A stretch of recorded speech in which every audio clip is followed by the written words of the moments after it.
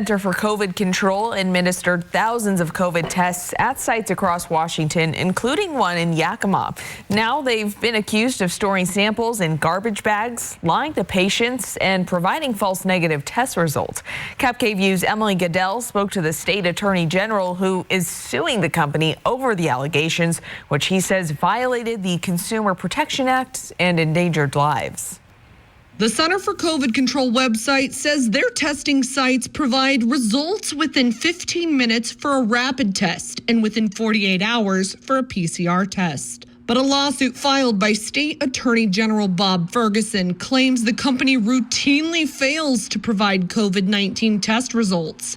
And when results are provided, they're often delayed, invalid, or false. That they were willing to literally let Washingtonians think that they were COVID negative when in fact they might well be COVID positive. One Yakima customer filed a complaint with the Attorney General's office saying he never got his results. And two of his family members got negative results despite having severe COVID-19 symptoms the day after they were tested. And they had thousands of requests for tests coming in on a daily basis. And they simply couldn't handle that. And rather than simply communicating that to Washingtonians, hey, we can't take anymore because we need to catch up, they simply chose to store them in garbage bags and to lie to Washingtonians when they called to ask what their test results were. And say, for example, that the test was inconclusive when in fact it had never been tested at all. And to insist that Washingtonians take another test. Ferguson says the company also tested stale samples and changed the dates so they could still bill insurance companies or the federal government. This is all for their bottom line, that they were willing to lie,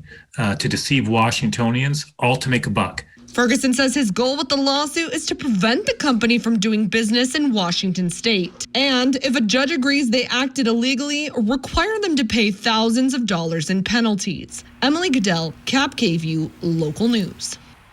The Center for COVID Control temporarily paused operations earlier this month, and all locations are closed until further notice. If you had a negative experience at any of the testing sites, you can file a complaint online with the Attorney General's office.